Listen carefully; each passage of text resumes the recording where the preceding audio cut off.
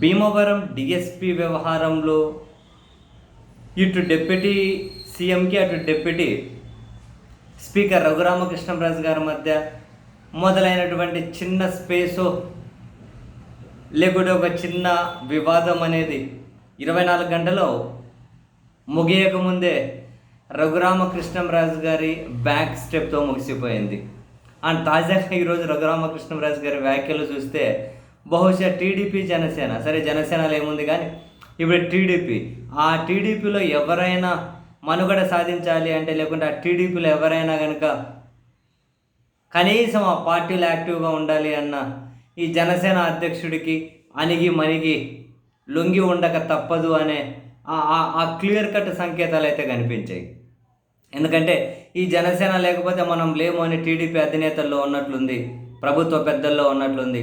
So కింద ఏం జరిగినా మీరందరూ ఆ జనసేన అధ్యక్షుడిని అయితే పూజించాలి, గౌరవించాలి, ఆయన అభిమానించాలి, కింద ఎట్లన్నా పోనీయండి అని చెప్పి ఒక సింగిల్ లైను తెలుగుదేశం పార్టీ నాయకులందరికీ పాస్ అయినట్లుంది. ఎందుకంటే ఇప్పుడు డిఎస్పీ వ్యవహారం ఉంది. నిన్న రఘురామకృష్ణరాజు గారు ఏమన్నారు, ఆయన డిప్యూటీ సీఎం ఆయన శాఖలో కాకుండా వేరే శాఖలో కూడా వేలు పెట్టుకున్నందుకు సంతోషం, ఆయనకి ఇమ్మీడియట్గా స్పందించిన అలవాటు, అట్లా ఏమన్నా స్పందించారేమో, ఆ డిఎస్పీ మంచి వ్యక్తి నాకు తెలుసు. అండ్ అక్కడ పేకాట ఊపిరి తీసుకోవడం ఎలాగో పేకాట ఆడడం అలాగా ఈ డిఎస్పీ వచ్చిన తర్వాతనే ఇంకా పేకాట కంట్రోల్ అయ్యి వరద బాధితులాగా గోవాకి వెళ్ళి పేకాట ఆడుకుంటున్నారని చెప్పి అన్నారు. దీని మీద జనసేన పార్టీకి సంబంధించిన వాళ్ళు ఫుల్ పెట్టరేగిపోయారు రఘురామకృష్ణంరాజు గారి మీద.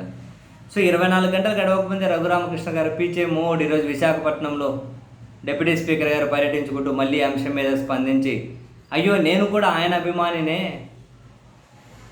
ఉప ముఖ్యమంత్రి ఉండే కదా ఆయన అభిమాని అంటే రఘురామకృష్ణరాజు గారు, నేను కూడా ఆయన అభిమానినే, నాకంటే ఆయన ఎంతో గౌరవం, కొందరు జనసేన వాళ్ళు తప్పుగా అర్థం చేసుకుంటున్నారు, నేను ఆయన వ్యాఖ్యలను సమర్థిస్తూ ఉన్నాను, డిఎస్పీ గురించి నేను మంచి అన్నాను, సరే నాకు కరెక్ట్ తెలిసి ఉండొచ్చు, తెలియకుండా పోయి ఉండొచ్చు, విచారణ జరుగుతూ ఉంది కదా, విచారణ జరిగిన తర్వాత అన్ని విషయాలు తెలుస్తాయి అని రఘురామకృష్ణంరాజు గారు 24 గంటలు గడవకముందే నేను అభిమానిని, నన్ను వాళ్ళు జనసేన వాళ్ళు తప్పుగా అర్థం చేసుకుంటూ ఉన్నారు, నేను ఆయన వ్యాఖ్యలు సమర్థిస్తున్నాను, 24 గంటలు కూడా గడవకముందే పీచే మూడు, ఇంక వేరే ఆప్షన్ లేదు.